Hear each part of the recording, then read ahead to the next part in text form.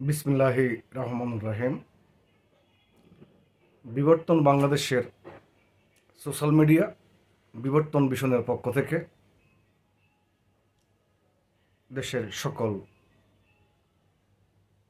দেশপ্রেমিক নাগরিককে, গণতন্ত্রকামী নাগরিকদেরকে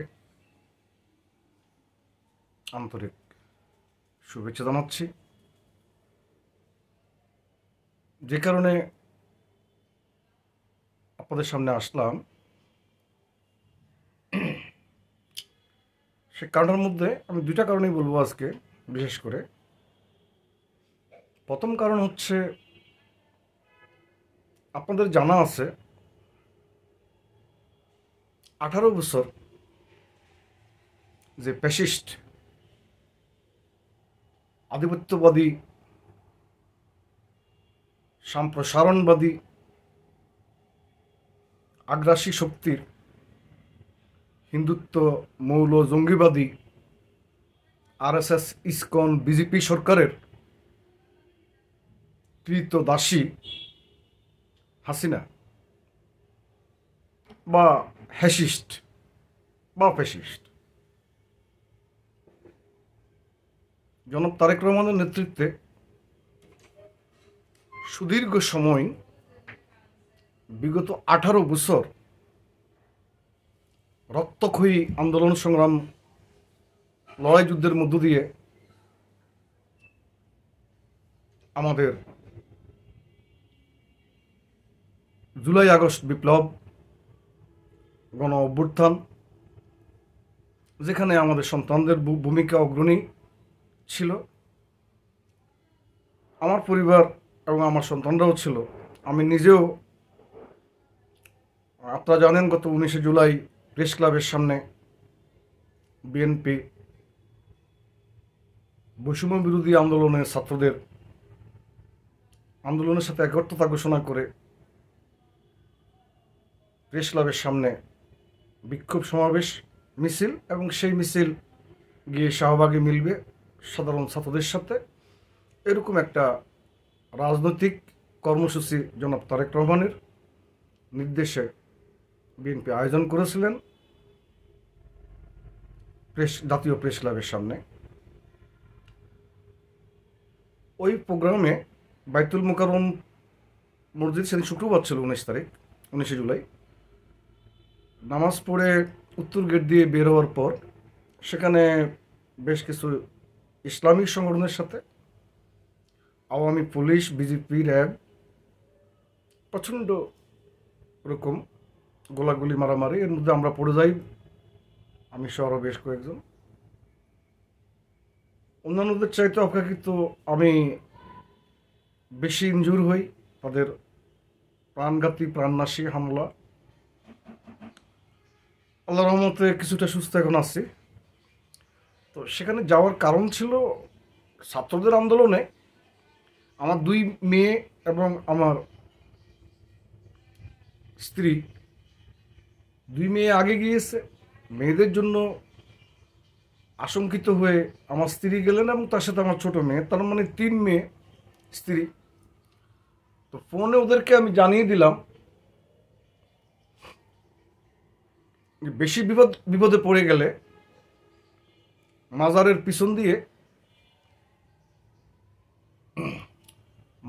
পিছন দিয়ে হাইকোর্টে ঢুকার একটা ছোট রাস্তা আছে, আপনারা আপনাদের বাবার পরিচয় দেবেন, ওদিকে ঢুকে যাবেন। আর আমার প্ল্যানটা ছিল যে প্রেস ক্লাবের বিক্ষোভে অংশগ্রহণ করে যেহেতু মিছিল ওদিকেই যাবে, আমি মিছিল করে সেখানে যাব এবং আসার পথে আমার বাচ্চাদেরকে নিয়ে আসব। আর আমার বাচ্চাদের ব্যাপারে, বউ বাচ্চার ব্যাপারে আমি খুব বেশি ভীতিকর অবস্থায় ছিলাম, আশঙ্কিত ছিলাম। এই জন্য ওরা সবাই বোরকা পরে গিয়েছিলেন এবং ওই সরকারের, হিন্দুত্ববাদী আশ্রিত সরকারের মূল টার্গেট ছিল বোরকা পরা মহিলা দেখলে এদেরকে জামাত মনে করতেন, ওদেরকে জঙ্গি হিসেবে তারা দেখতেন। আমার পরিবারের কেউ জামাত নয়, কারণ জামাতের ফিলোসোফার মওদুদির আমাদের কোরআন সুন্নাহর সাথে সাংঘর্ষিক কিছু কথাবার্তার কারণে আমাদের জ্ঞাতি গোষ্ঠী আত্মীয়জনের মধ্যে কেউ জামাত করে না।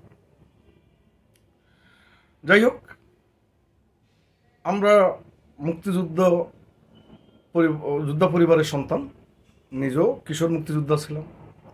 পরবর্তীতে রক্ষী বাহিনীর বিরুদ্ধে গণবাহিনী হয়ে লড়াই করেছি, তারপর বিএনপি। যাক, সেদিকে যাচ্ছে না, মূল কথা চলে আসি। তো সেদিন আমাদের নেতা বিএনপির সিনিয়র যুগ্ম মহাসচিব রুহুল কবির রিজভী ভাইকে, অ্যাডভোকেট রুহুল কবির রিজভী ভাইকে গ্রেপ্তার করলেন এবং সেখানে প্রচুর আমাদের লোকজনকে, হাজার হাজার লোকজনকে হতাহত করলেন এবং হাজার হাজার লোকজনকে গ্রেপ্তারও করলেন। তো এই কথাটা এই জন্য বললাম যে এই আন্দোলনেও আমার পরিবারের অংশগ্রহণ ছিল, সমগ্র জাতি, সমগ্র জনগণ, অপরাপর জনগোষ্ঠীর সাথে, এবং ব্যক্তিগতভাবে আমারও রক্ত ঝরেছে। আমি এখনো অনেকটা বলা যায় অর্ধপঙ্গুত্ব নিয়ে জীবনযাপন করছে। সে কারণে আমি একটা কথা বলি, যেই মা সন্তান 10 মাস 10 দিন ধারণ করে গর্ভে এবং সন্তান ভূমিষ্ঠ হওয়ার সময় যে যন্ত্রণা, 10 মাসের যে যন্ত্রণা, এবং ভূমিষ্ঠ হওয়ার পরবর্তী সময়ে সন্তানের জন্ম নেওয়ার পর মায়ের যে যত্ন, আদর যত্নের মধ্য দিয়ে সন্তানের বেড়ে ওঠা, সেটা মা ছাড়া অন্য কারো হাতে সম্ভব নয়।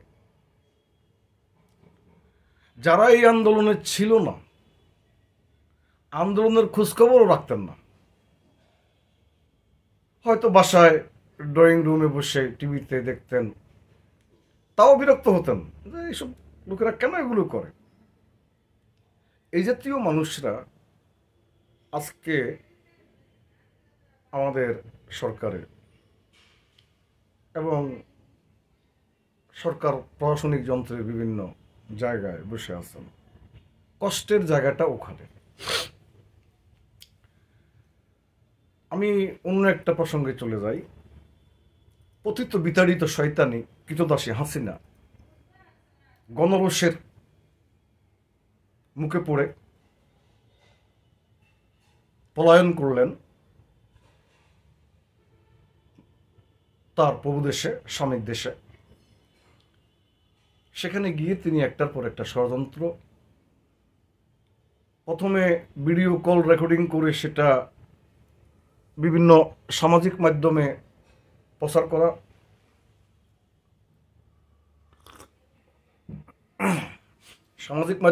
করা, দেশের অভ্যন্তরে একটা অস্থিতিশীল পরিবেশের সৃষ্টির পায়তারা। তারপরে তিনি বিভিন্ন জায়গাতে বিভিন্ন দেশের প্রবাসী গণহত্যাকারী, লুটপাটকারী, অর্থ পাচারকারী, দেশ ধ্বংসকারী তার ফলোয়ারদের সাথে জুম মিটিং করলেন ভারতের মাটিতে বসে। এরপর তিনি সাম্প্রতিক নিউ ইয়র্কে মিটিং করলেন।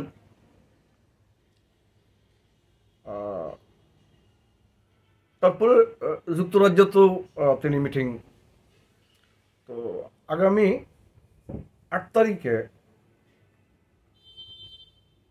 ফেসবুকে যুক্তরাজ্য আওয়ামী লীগের পক্ষ থেকে বিশাল ব্যানার করে ঘোষণা দিয়েছেন 8 তারিখে তারা সমাবেশ করবে। সেই সমাবেশে প্রধান অতিথির আসন অলঙ্কৃত করবেন দেশের দেশরত্ন, উন্নয়নের স্থপতি, বঙ্গবন্ধু শেখ মুজিবের কন্যা, বিশ্ব শান্তি মহানায়িকা, সমগ্র বিশ্বের সভ্যতা ও শান্তি গঠনে অগ্রণী ভূমিকা পালন ইত্যাদি ইত্যাদি বিশেষণ দিয়ে অবশেষে খুনি হাসিনার, গণহত্যাকারী হাসিনার নাম লিখলেন, যে হাসিনা ওখানে সমাবেশ করবেন, সেই সমাবেশে বক্তব্য দেবেন স্কাইপি বা অন্য কোনো সামাজিক মাধ্যমে। তো এটা তো ভারতে বসে এটা করতে পারার কোনো আইনগত কারণ নাই। প্রথমত ভারত তাকে এটা করতে দিতে পারেন না। দ্বিতীয়ত বাংলাদেশের যে নির্বাচন কমিশনের আইন অনুযায়ী বাংলাদেশের রাজনৈতিক দলগুলোর বাংলাদেশে রাজনীতি করার অধিকার আছে, কিন্তু পৃথিবীর অপর অপর দেশে প্রকাশ্যে দলীয় ব্যানার অথবা প্রকাশ্যে দলের নাম করে সমাবেশ করার কোনো আইনগত এখতিয়ার রাখেন না। এবং এটা এই জাতীয় আচার অনুষ্ঠান করাটা যে দেশে করবেন সে দেশেরও আইনের বিরুদ্ধে। তো আমার মনে হয় বর্তমান সরকারের আস্থার জায়গা দুই একটার মধ্যে ইতিমধ্যে একটা তলানিতে গিয়ে পৌঁছেছেন। একজন মাত্র ভদ্রলোকের প্রতি এখনো, আমি ডক্টর ইউনূস স্যারের কথা বাদ দিয়ে বলছি, আমাদের মানবাধিকার কর্মী এবং আমরা যারা মানবাধিকার কর্মী, আমাদের একজন মানবাধিকার নেতা আদিল ভাই, এর বাইরে আমাদের আশা ভরসার আর কোনো জায়গা নাই ডক্টর ইউনূস স্যার ছাড়া। ডক্টর ইউনূস স্যারের আন্দোলনের সময় দেশে ছিলেন না, এই কথা সত্য, কিন্তু আন্দোলনে তিনি অংশগ্রহণ করেছেন।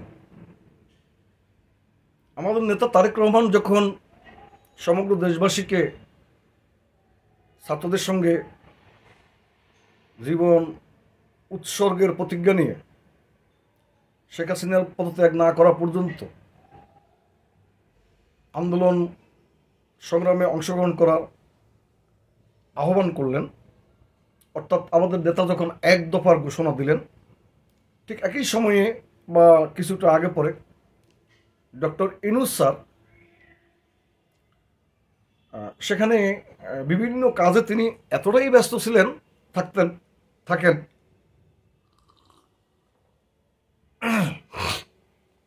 তো ওনার পাশে ছিলেন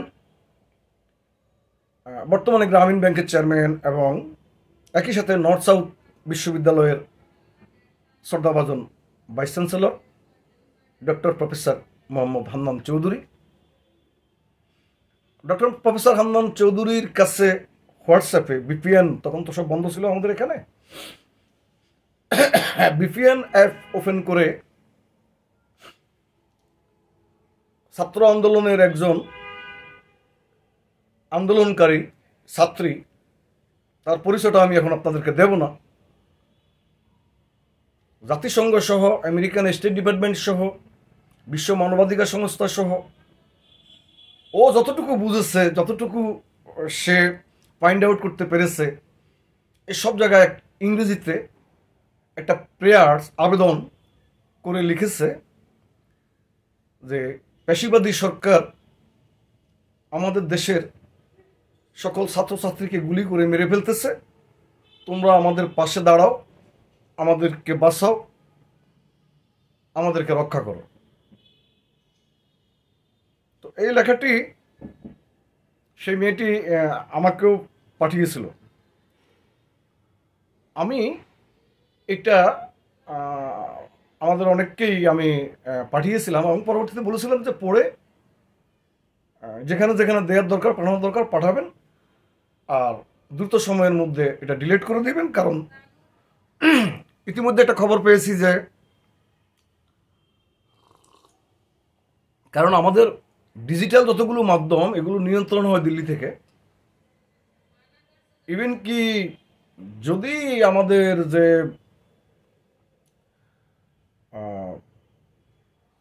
ভূ উপগ্রহ যেটা নাকি স্যাটেলাইট যেটা নাকি পাঠিয়েছে, এটার নিয়ন্ত্রণ ওই পারেই হয়।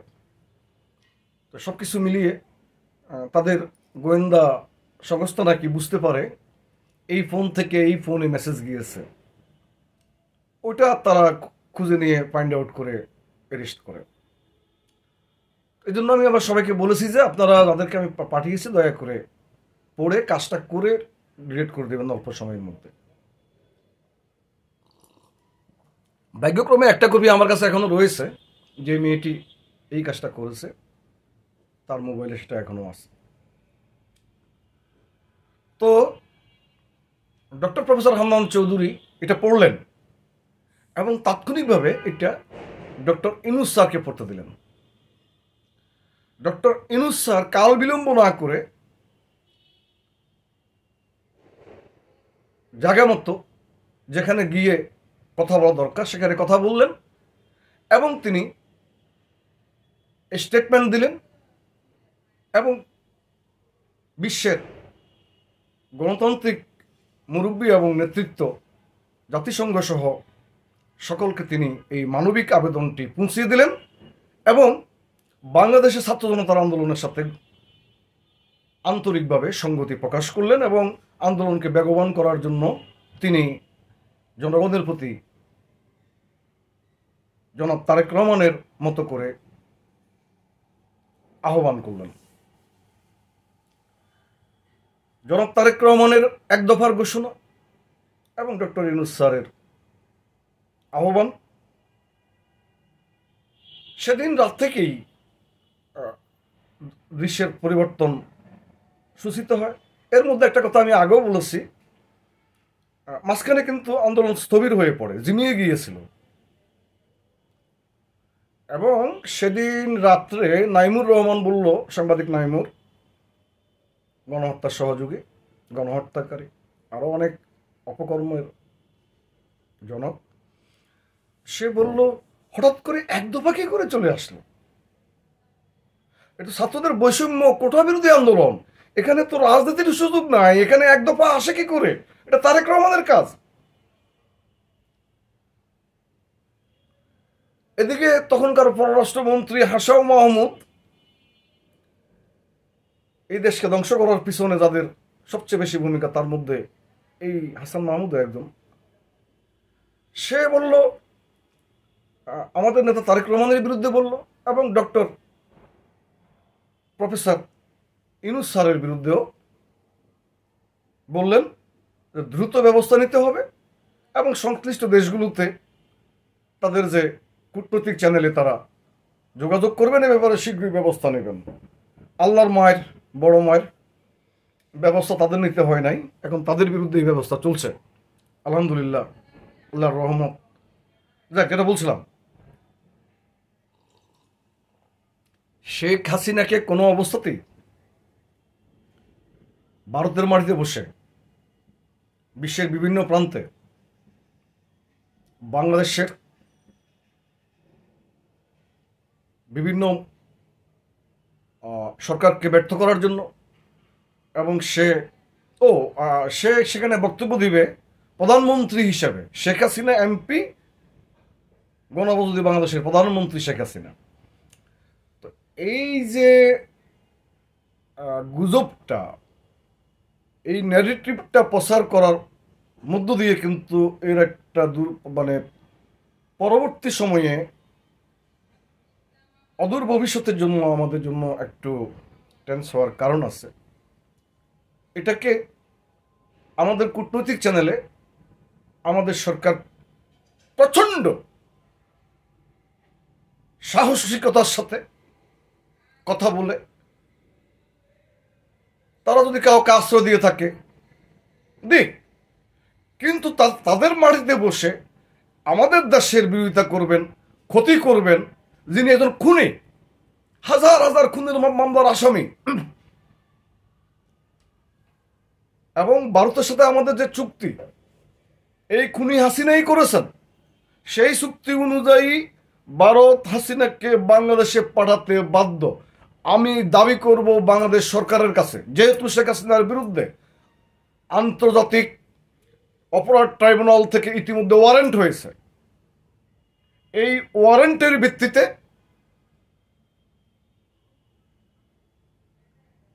ইন্ডিয়ান সরকারকে, শেখ হাসিনাকে দ্রুত সময়ের মধ্যে বাংলাদেশে ফেরত পাঠানোর অথবা বাংলাদেশের নিরাপত্তা সংস্থা গিয়ে শেখ হাসিনাকে গ্রেপ্তার করে নিয়ে আসার ব্যবস্থা করতে হবে এবং ভারতকে এ ব্যাপারে বাংলাদেশকে সহযোগিতা করতে হবে। আর সহযোগিতা না করলে ভারত প্রমাণ করবেন তারা সত্যিকার অর্থে বাংলাদেশের রাষ্ট্রের, সরকারের এবং জনগণের সত্যিকার অর্থেই শত্রু। আমরা ভারতকে শত্রু দেশ মনে করি না, ভারতের জনগণকেও না, হিন্দুদেরকেও না। আমরা উগ্র হিন্দুত্ব জঙ্গিবাদী যে সংগঠনগুলো আরএসএস, বিজেপি, ইসকন সহ যারা ইতিমধ্যে আমাদের দেশের অনেক ক্ষতি করেছেন, আমাদের স্বাধীনতা সার্বভৌমত্বকে হুমকির মুখে ফেলেছেন, এখনো সেই ধারাবাহিক কার্যক্রম চলছে। আমাদের প্রতিটি গণতান্ত্রিক প্রতিষ্ঠানকে ধ্বংস করে দিয়েছেন, প্রশাসনিক প্রতিষ্ঠানকে ধ্বংস করে দিয়েছেন, আমাদের এখানকার নাগরিকদের চারিত্রিক মূল্যবোধকে ধ্বংস করে দিয়েছেন। আমাদের সরকারি কর্মকর্তা, সরকারি বেসরকারি এবং সামরিক বেসামরিক কর্মকর্তাদেরকে কেনাবেচার মাধ্যমে, লোভ মোহের মাধ্যমে অপেশাদার করে তুলেছেন এবং আমাদের রাষ্ট্রের এমন কোনো অঙ্গ নাই যেটাকে তারা ধ্বংস করে দেন নাই। সেই ক্ষেত্রে তাদের এখন প্রমাণ করার সুযোগ রয়েছে। তারা বাংলাদেশের জনগণের পালস বুঝবেন, বাংলাদেশের জনগণের সাথে তারা শত্রুতা করবেন না, বাংলাদেশের স্বাধীনতা সার্বভৌমত্ব নিয়ে তারা খেলবেন না। তারা মনেই করতে পারেন বাংলাদেশ ছোট দেশ, 2-2.5 লক্ষ আর্মি, পুলিশ, এই সেই মিলিয়ে লাখ পাশে। তারা এই সংখ্যাকে হিসাব করে যদি তারা যদি মনে করেন যে আমরা 30 লাখ, তাহলে বোধহয় তাদের ভুল হবে। বাংলাদেশের স্বাধীনতা সার্বভৌমত্বের প্রশ্নে, বাংলাদেশের স্বাধীনতা সার্বভৌমত্ব, গণতন্ত্র, বাংলাদেশের মানচিত্র রক্ষা করার প্রশ্নে তারেক রহমান, জনাব তারেক রহমান কার ছেলে?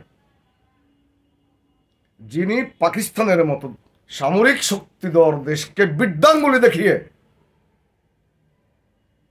স্বাধীনতার ঘোষণা দিয়েছিলেন এবং সম্মুখ যুদ্ধ করে দেশে স্বাধীন করেছিলেন তার সন্তান তারেক রহমান এবং তারেক রহমানের সৈনিকরা, শহীদ প্রেসিডেন্ট জিয়াউর রহমানের সৈনিকরা, বেগম জিয়ার সৈনিকরা। বাংলাদেশের 18 কোটি মানুষ আঙ্গুল চুষবে না বাংলাদেশের সৈনিক সংখ্যা আপনারা যে হিসাবেই করেন না কেন, বাংলাদেশের জনগণ মনে করে বাংলাদেশের সৈনিক সংখ্যা 18 কোটি। 18 কোটি মানুষই জীবন দেওয়ার জন্য প্রস্তুতি নিয়েছে। আর বাড়াবাড়ি করবেন না দয়া করে। আমাদেরকে সুন্দর শোভন সম্মানের চোখে দেখুন, আমরাও আপনাদেরকে সুন্দর শোভন সম্মানের চোখে দেখব। আর আপনারা যদি আমাদের দিকে বাজে চোখে, ভিন্ন চোখে, অর্থাৎ যখন যে চোখে তাকাবেন আমরা আপনাদের দিকে তখন সেই চোখেই তাকাবো। পরিষ্কার। এই বক্তব্য আমার ব্যক্তিগত, এতক্ষণ পর্যন্ত যা বলেছি এটা আমার ব্যক্তিগত। আমি একজন দলীয় অ্যাক্টিভিস্ট, আমি দলের হয়ে বলছি না, এটা আমি ব্যক্তিগতভাবে বলছি এবং এই জন্য আমার দল দায়ী হবে না। দলীয় বক্তব্য দলীয় ফোরাম থেকে যাবে, হাইকমান্ড থেকে যাবে। কিন্তু এতদিন রাজনীতি করে যেটা আমরা বুঝেছি, বিশ্বাস করেছি, সেটা হলো আমাদের অভিভাবক, আমাদের নেতা অত্যন্ত ম্যাচিউর, অত্যন্ত অভিজ্ঞ এবং রাজনৈতিকভাবে তিনিও 30-35 বছরের মাঠের কর্মী এবং ছাত্র রাজনীতির সাথেও সম্পৃক্ত ছিলেন, যুব রাজনীতির সাথে সম্পৃক্ত ছিলেন, তারপরে তিনি 111-এ সবচেয়ে বেশি অত্যাচারের শিকার তিনি হয়েছিলেন। কারাবরণের অভিজ্ঞতা ওনার রয়েছে। তো সবকিছু মিলিয়ে আজকে ওনাকে যারা খাটো করে দেখার চেষ্টা করছেন তারা ভুল করছেন এবং ভুলের জগতে আছেন, অন্ধকার গহ্বরে আছেন। এবার আমি একটা প্রসঙ্গ নিয়ে আসতে চাচ্ছি, সেটা হলো আগ্রাসী আধিপত্যবাদী সম্প্রসারণবাদী আরএসএস এর গর্বে ঔরজাত সন্তান বিজেপি মোদি, তাদের আজ্ঞাবাহী এজেন্ট ইসকন গত কয়েক মাস যাবৎ আমাদের দেশের অভ্যন্তরে অনেকগুলো রাষ্ট্রদ্রোহী ঘটনা ঘটিয়েছেন। আমাদের দেশের প্রশাসনিক ব্যবস্থাকে ধ্বংস করার জন্য, সরকারকে ব্যর্থ করার জন্য, আমাদের রাষ্ট্র ব্যবস্থাকে ব্যর্থ হিসেবে প্রমাণ করার জন্য অনেক ঘটনা ঘটিয়েছেন। সেটা দেশবাসী জানেন। সম্পূর্ণ মিথ্যা, আজগুবি মিথ্যা মিথ্যা কথা বলে এ ব্যাপারে আমি ইতিপূর্বে বলেছি। তো এইসব ঘটনার প্রেক্ষিতে আমাদের শ্রদ্ধাভাজন ডক্টর ইউনূস স্যার, আমাদের মাননীয় প্রধান উপদেষ্টা, তিনি সকল দলকে আহ্বান করলেন। একই সময়ে তিনি ছাত্র নেতৃবৃন্দের সাথেও কথা বলার আগ্রহ প্রকাশ করলেন এবং একই সময়ে তিনি বিভিন্ন ধর্মগুরুদের সাথেও, সুশীল সমাজ সহ সকলের সাথে মত বিনিময়, দেশের এই ক্রান্তিকালে একটা ঐক্যমত প্রতিষ্ঠিত করার লক্ষ্যে ওনার এই উদ্যোগকে সমগ্র জাতি সাধুবাদ জানিয়েছে এবং গণতন্ত্রকামী মূল্যবোধে বিশ্বাসী বিশ্বের সকল নাগরিক এটাকে অত্যন্ত আগ্রহের সাথে নিয়েছে। কিন্তু ওনার আশেপাশে থাকা কিছু লোকের কিছু ভুলের কারণে জনাব শ্রদ্ধেয় ইউনূস স্যার বিতর্কিত হচ্ছেন। তার একটা প্রমাণ আমি দিই। তিনি ছাত্র নেতৃবৃন্দকে ডাকলেন, সেখানে কারা গেল? বৈষম্য বিরোধী ছাত্র নেতৃবৃন্দ। ভাই, বৈষম্য বিরোধী ছাত্র নেতৃবৃন্দ কি রাজনৈতিক নেতৃবৃন্দ? ইতিমধ্যে 5 তারিখ থেকে 6, 7, 8 এই কয়দিনে আমাদের সন্তানদের মধ্যে দেশপ্রেমের যে স্পিরিট তৈরি হয়েছিল, জীবন উৎসর্গ করে, জীবন ত্যাগ করে হলেও দেশমাতৃকাকে উদ্ধার করার যে দৃঢ় প্রত্যয় জন্ম নিয়েছিল, সেই প্রত্যয়কে, সেই স্পিরিটকে হাইজ্যাক করা হয়েছে, ধ্বংস করে দেওয়া হয়েছে, বিভাজন তৈরি করা হয়েছে, অনৈক্য তৈরি করা হয়েছে এবং কোনো রাজনৈতিক দল বারবারই বলছেন গত 18 বছরে সবচেয়ে বেশি জুলুম নির্যাতনের শিকার নাকি তারা হয়েছেন। হ্যাঁ, আমি স্বীকার করছি তাদের বেশ কয়েকজন নেতাকে প্রহসনমূলকভাবে হত্যা করা হয়েছে, কিন্তু তারা মাঠে নামেন নাই। তারা কঠিন কোনো আন্দোলন রচনা করেন নাই যারা বাইরে ছিলেন। তারা এখন বলেন আমাদেরকে নিষিদ্ধ করা হয়েছিল, এই জন্য আমাদের সমস্ত অফিস বন্ধ করে দেওয়া হয়েছিল, এই জন্য আমরা আন্দোলন করতে পারি নাই বা আন্দোলনে ছিলাম না। তারপরও আমাদের ত্যাগ বেশি, কারণ আমাদের নেতাদেরকে ফাঁসিতে ঝুলানো হয়েছে। অতএব এই দেশটা এখন আমাদের হক, এরকম কিছু বুঝাতে চান। ভোট পাওয়া আমাদের হক, এরকম কিছু বুঝাতে চান। আবার যে স্বৈরাচারের বিরুদ্ধে আমরা 18 বছর আন্দোলন সংগ্রাম করলাম, গুম খুন নির্যাতনের শিকার হলাম, কারা নির্যাতিত হলাম, পলাতক জীবনযাপন করলাম, আমাদের এমন কোনো সপ্তাহে কমপক্ষে 3টা রাজপথের প্রোগ্রাম হয় নাই, বাকি 4 দিন কোনো একটা হলে প্রোগ্রাম হয় নাই, সভা, সেমিনার, সিম্পোজিয়াম, সপ্তাহে একদিনও বাকি ছিল না। কিন্তু আমরা কোনোদিন তাদেরকে রাস্তায় পাইনি, কোনোদিন পাইনি। হ্যাঁ, তারা ছিলেন, কোথায় ছিলেন? এখন বের হচ্ছে। কেউ ছাত্রলীগে ছিলেন, নিজে দাবি করছেন ছাত্রলীগের পদবি নিয়ে, পদবি নিয়ে ছাত্রলীগে ছিলেন। আবার বিএনপির পদবি নিয়ে অনেকে বিএনপিতেও আছেন, ছিলেন, বেরিয়ে যাচ্ছেন। মুনাফিক কাদেরকে বলে? বেঈমান কাদেরকে বলে? আপনি আমার আদর্শে বিশ্বাস করেন না, আপনার একটা আদর্শ আছে, সেই আদর্শকে প্রতিষ্ঠিত করার জন্য আপনি আপনার আদর্শের জায়গায় থেকে আন্দোলন, সংগ্রাম, লড়াই, যুদ্ধ করবেন। এটাই হবে নীতি, নৈতিকতা, আদর্শ এবং ইসলামী মূল্যবোধ তাই বলে, কোরআন সুন্নাহ তাই বলে। আপনি নিজকে বাঁচানোর জন্য আপনার আকীদা আখলাককে ভুলে গিয়ে আপনার কোরআন সুন্নাহর যে নিয়ম নীতি তাকে ভুলে গিয়ে আপনি নাসারাদের সাথে, পত্তলিকদের সাথে থাকবেন, দেশ বিরোধী, আধিপত্যবাদের দোষর, গণহত্যাকারীর দোষর, তাদের দলে গিয়ে পদপদবি নিয়ে থাকবেন। এটা কি কোনো কৌশল হইতে পারে? এখন আপনি বেরিয়ে আসে বলতেছেন এদেরকে মাফ করে দাও, গণহত্যাকারীদেরকে মাফ করে দাও। সস্তা জনপ্রিয়তা করানোর জন্য অনেক বড় বড় কথা আপনারা বলছেন। তার মানে কি?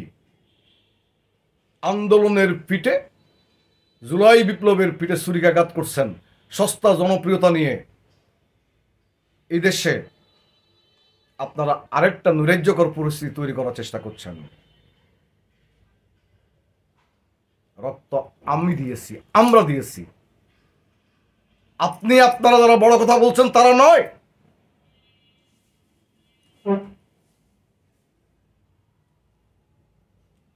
যে কথা বলতে চাই এবং বলতেছিলাম, আমাদের শ্রদ্ধেয় প্রধান উপদেষ্টা ছাত্র নেতাদের সাথে মিটিং করলেন। সেখানে ছাত্রদলকে ডাকা হয় নাই। কেন? ছাত্রদলের চাইতে সংখ্যাগরিষ্ঠ ছাত্র সংগঠন বাংলাদেশের সমস্ত ছাত্র সংগঠনগুলোকে একসাথ করলে যেই পরিমাণ ছাত্র হবে না, তার চাইতে বেশি ছাত্রদলের সাথে সংগঠন করো, ছাত্রদলের সংগঠনে রয়েছেন।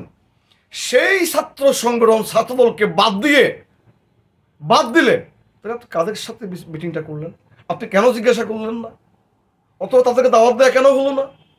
তাহলে করিতে দুলা দূর হইল দুলায় দেশ বরফুর, করিতে বৈষম্য দূর হইল বৈষম্যে দেশ বরফুর, করিতে বিভাজন দূর হইল বিভাজনে দেশ বরফুর। বিভাজনটা কোত্থেকে কিভাবে সৃষ্টি হচ্ছে? যারা বৈষম্যের বিরুদ্ধে কথা বললেন তারাই বৈষম্য শুরু করলেন। ছাত্রদল গেলে ছাত্রদলের নেতাদের সিনিয়রিটির উপরে ওনাদের নেতৃত্ব খাটানো যাবে না, এটা তো। তার মানে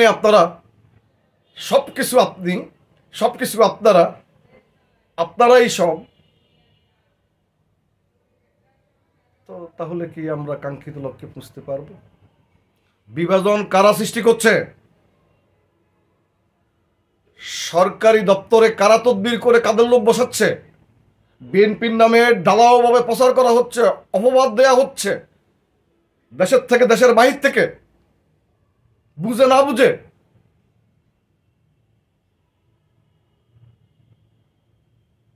বিএনপির কোন লোক কোথাও কোনো কিছু দখল করতে যায় নাই, চাঁদাবাজি করতে যায় নাই। বড় রকমের চাঁদাবাজি কারা করেছেন?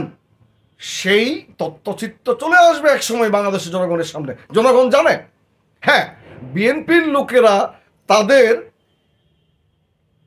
সম্পদ, তাদের ব্যবসা বাণিজ্যের অফিস দোকান পুনর্দখল করতে গিয়েছেন স্বৈরাচারী সহযোগী গণহত্যাকারীদের হাত থেকে।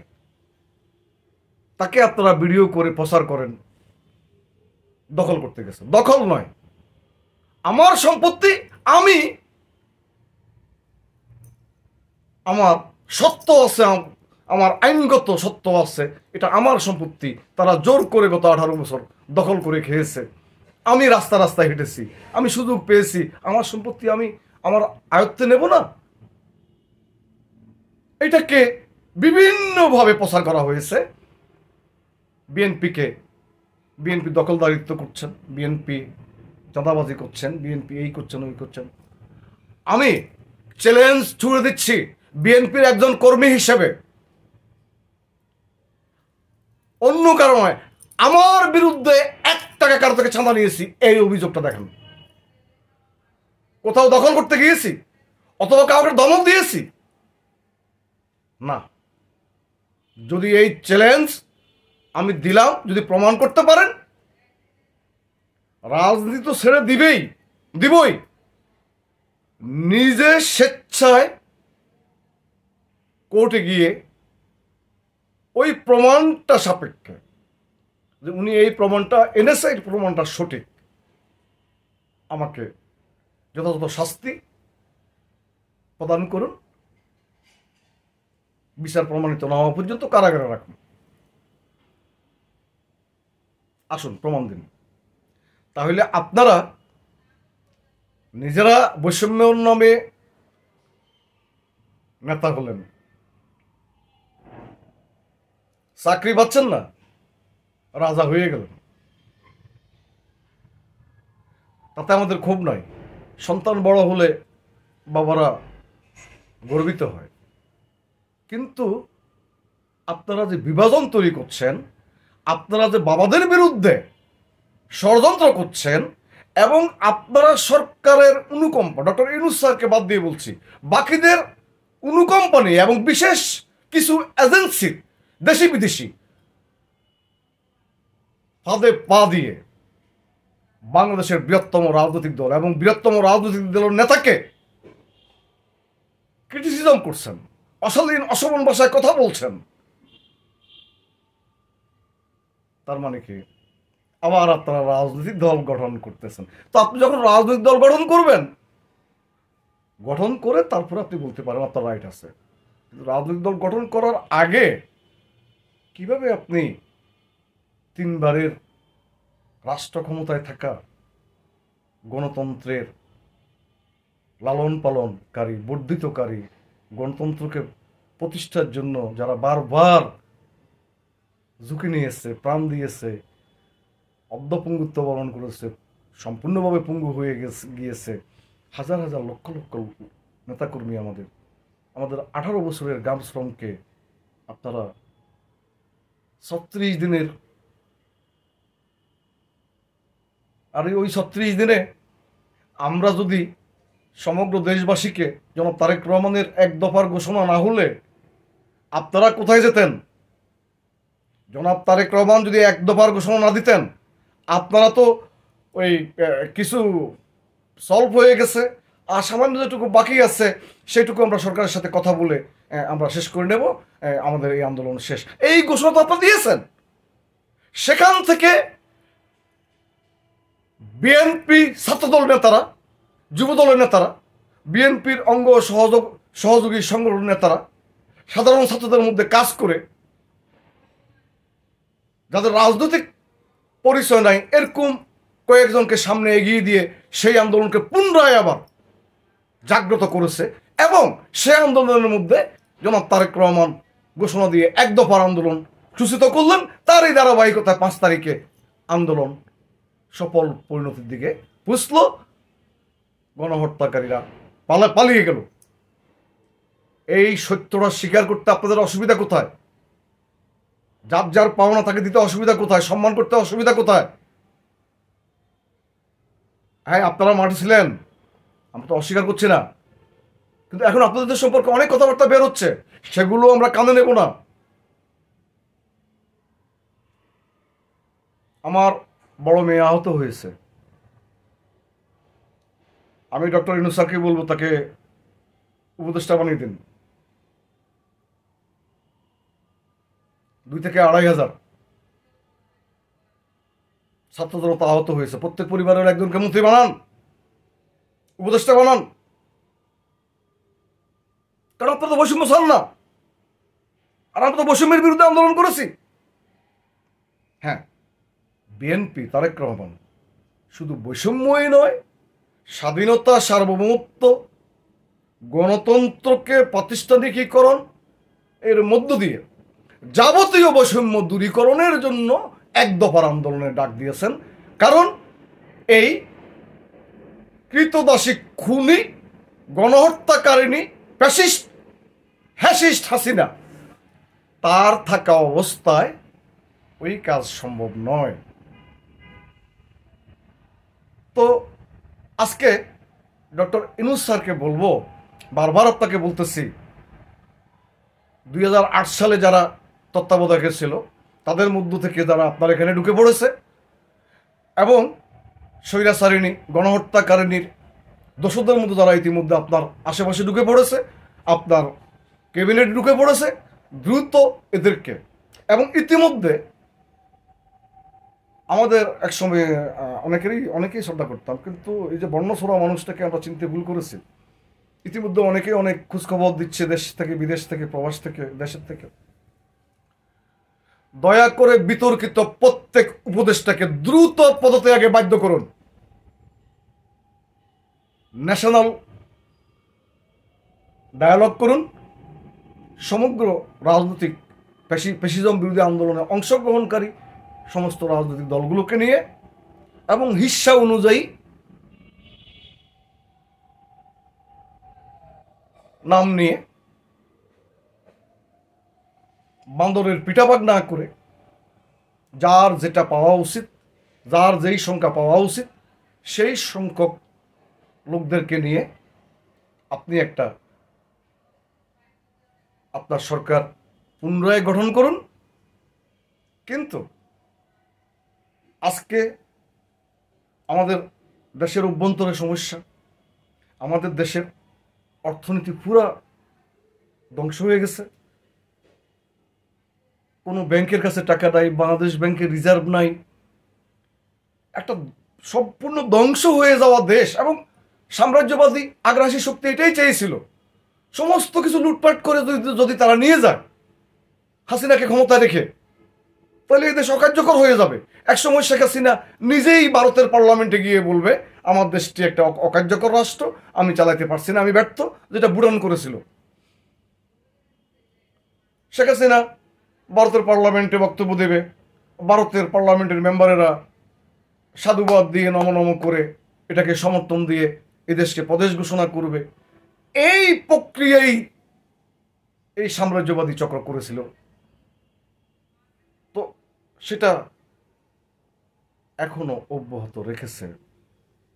অতএব ডক্টর ইউনূস স্যারকে বলবো যে আপনি ছাত্র নেতাদের সাথে, ছাত্র সংগঠনগুলোর সাথে আপনি বৈঠক করবেন। সেখানে শুধু বৈষম্য বিরোধী ছাত্র কেন, কি নাগরিক কমিটি কি একটা আছে, হঠাৎ করে বুইফোর আরেকটা, আরো কয়জন, এদেরকে নিয়ে আপনি বৈঠক করলেন।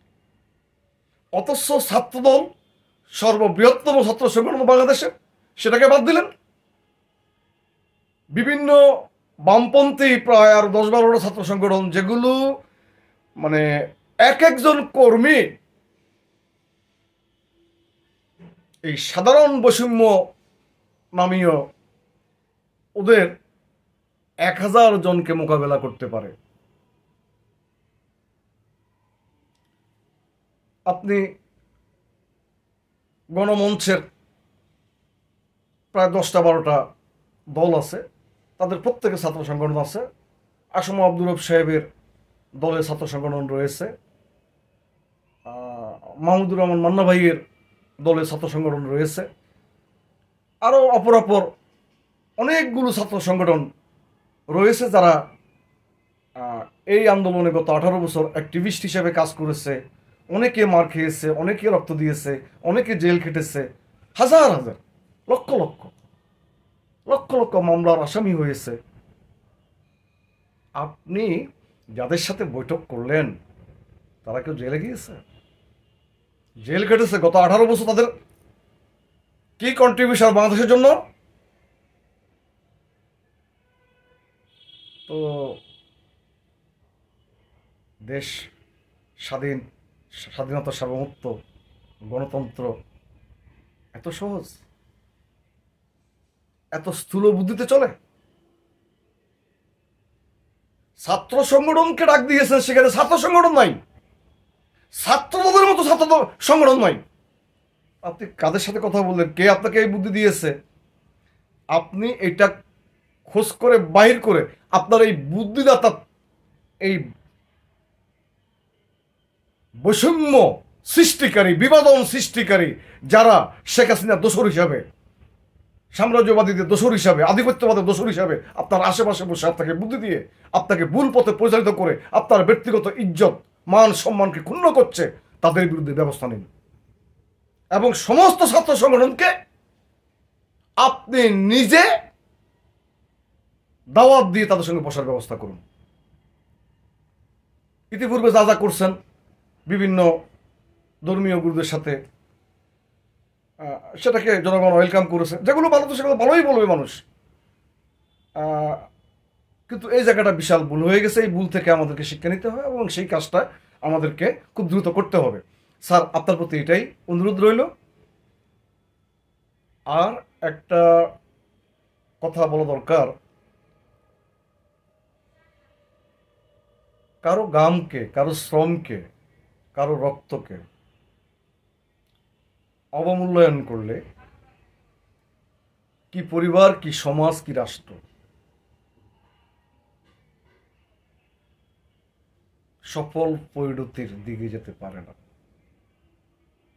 আমি আবার বলি, পরিবার, সমাজ, দল, রাষ্ট্র, পরিবারের জন্য, সমাজের জন্য, দলের জন্য, রাষ্ট্রের জন্য যাদের গাম আছে, শ্রম আছে, সুদীর্ঘ সময় ত্যাগ, তিতিক্ষা, জীবনের পুরোটা জীবন, পুরোটা যৌবন বিনিয়োগ করা, একাধিকবার রক্ত দেয়া, জেল, জুলুম, পলাতক জীবন, পারিবারিক জীবন বিপর্যয়, তারা যদি মূল্যায়িত না হয়,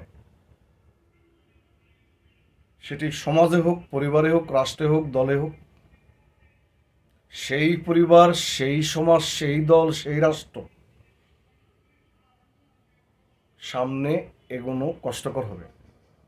চাকা পিছনের দিকে ঘুরে যাওয়ার সম্ভাবনা থাকবে। আগে এসব বিভাজন দূর করুন, অনৈক্য দূর করুন,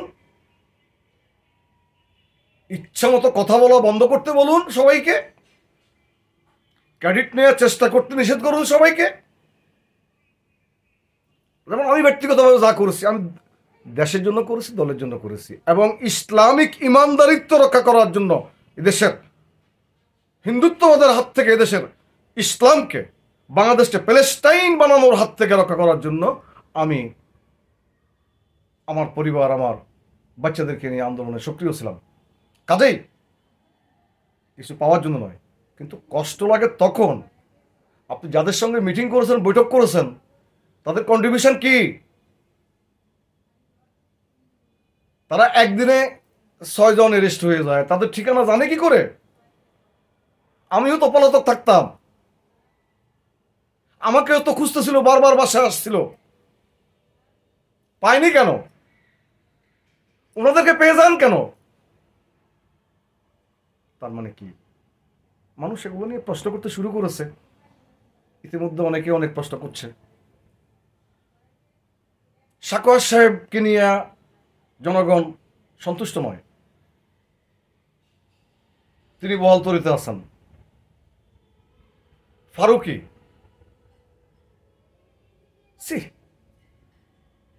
স্যার আপনি কেন কথা বলেন না? কেন আপনাকে নড়ে চড়ে বসতে হবে? আরও অনেক সম্পর্কে যাদের সম্পর্কে বিতর্ক উঠেছে, যারাই বিতর্কিত। আমি আবারও বলি, 2008 সালে যে নির্বাচন, যে তত্ত্বাবধায়ক, ওই তত্ত্বাবধায়ক সরকার এবং তাদের সহযোগীরাই হলো গত 18 বছরের বাংলাদেশকে ধ্বংস হতে দেয়ার মূল স্থপতি, মূল কারিগর। তারাই সিংহ দরজা খুলে দিয়ে আধিপত্যবাদকে আহ্বান করেছে বাংলাদেশকে উপনিবেশ বানাতে। এবং বাংলাদেশ গত 18 বছর নিউ কলোনিয়াল এক্সপ্লয়টেশনাল অ্যাডমিনিস্ট্রেটিভ সিস্টেম কার্যকর ছিল। নয়া উপনিবেশিক শাসন, নয়া উপনিবেশিক শোষণ আজকে আমাদের চট্টগ্রামকে নিয়ে ষড়যন্ত্র হচ্ছে। আজকে ভারতের আমাদের হাইকমিশন, ডেপুটি হাইকমিশন আগরতলায় আক্রান্ত হচ্ছে। এর মূলে হলো আমাদের মধ্যে যে অনৈক্য, কাদা ছড়াছড়ি, আমরা একে অপরকে ঘায়েল করার চেষ্টা করছি, আমরা আমাদের মধ্যে বিভাজন তৈরি করছি, অনৈক্য তৈরি করছি, আমরা বড়দেরকে সম্মান দিচ্ছি না, আমরা বালকরা রাতারাতি শাহলোক হয়ে বাবাদের মুখে মুখে সমানতলে রাজনীতি করে যাচ্ছি, বরং বাবাদেরকে রাজনীতি শিখাতে শুরু করছি। এইসব সন্তানদেরকে আমি কুলাঙ্গার বলবো। আমাদের নেতা মির্জা আব্বাস সাহেবকে একটা ছেলে যে ভাষায় কথা বলেছে, কি আর বলবো, মানে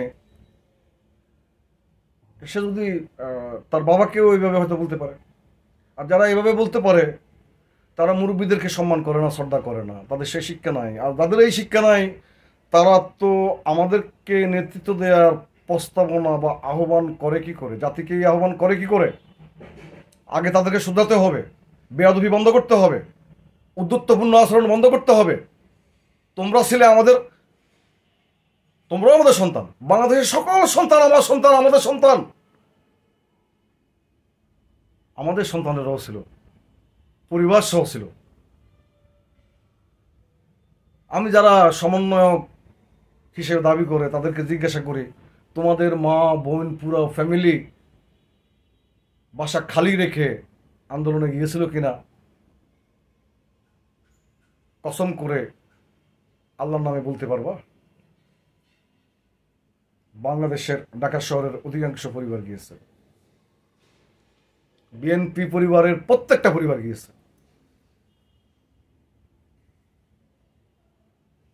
অতএব সস্তা জনপ্রিয়তা কুড়ানোর চেষ্টা করবেন না, অনৈক্য তৈরি করবেন না, বিভেদ তৈরি করবেন না, বিভাজন তৈরি করবেন না।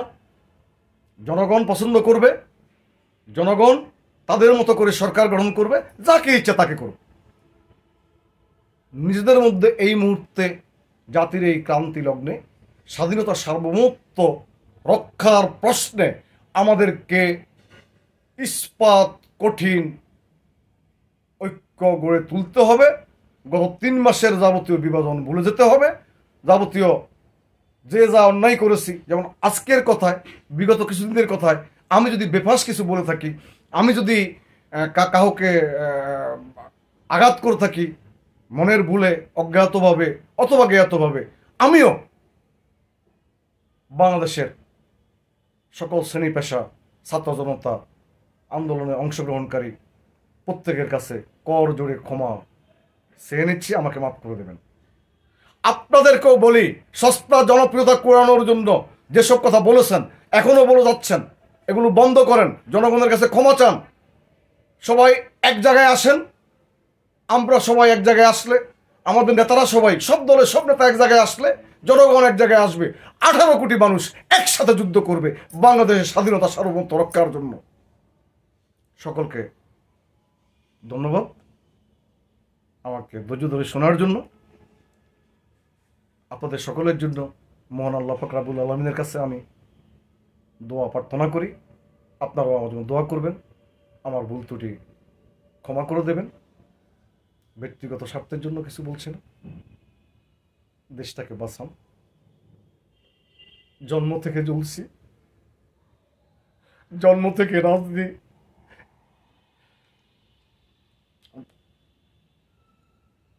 জীবনে কখনো অনেক লেখাপড়া করেছি, সার্টিফিকেটের ব্যাপারটা ভিন্ন, পড়ালেখা করেছি প্রচুর। শুধু দেশ দেশ দেশ, রাজনীতি রাজনীতি রাজনীতি, এই করতে গিয়ে নিজের পরিবার পরিজনকে ঠকিয়েছি, নিজের ব্যবসা বাণিজ্য, পৈতৃক ব্যবসা বাণিজ্য সব হারিয়েছি। নিজের যোগ্যতা অনুযায়ী যে পরিমাণ টাকা আর্ন করতে পারতাম সেটা করি নাই, সময় পাই নাই। মিছিল মিটিং সারাটা জীবন দিয়ে একাধিকবার রক্ত দিয়েছি, একাধিকবার মৃত্যুর মুখোমুখি হয়েছি।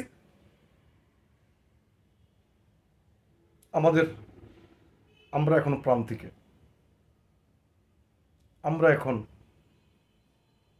একটা আমাদের পরবর্তী প্রজন্মের জন্য, প্রজন্মান্তরের জন্য একটি শান্তিপূর্ণ, স্থিতিশীল, সকল ধর্মগোত্রের লোক সহ অবস্থান করে সহ বসবাস উপযোগী একটা রাষ্ট্র কাঠামো নির্মাণ করতে চাই। তার জন্য জাতীয় ঐক্যের কোনো বিকল্প নয়। আসুন আমরা সবাই কাঁধে কাঁধ মিলিয়ে, বুকে বুক মিলিয়ে, সকল অনৈক্য ভেদাভেদ বিভাজন ভুলে গিয়ে আবারও আমরা একত্রিত হই এবং আমরা প্রত্যেকে এক একজন সৈনিক হিসাবে প্রশিক্ষণ গ্রহণ করি এবং আমরা তৈরি হই যেই কোনো আগ্রাসনের মোকাবেলা বাংলাদেশের 18 কোটি মানুষ একসাথে কাজ করবে। এই শপথ, এই অঙ্গীকারে আবারও আপনাদের সকলকে আসসালামু আলাইকুম ওয়া রাহমাতুল্লাহি ওয়া বারাকাতুহু।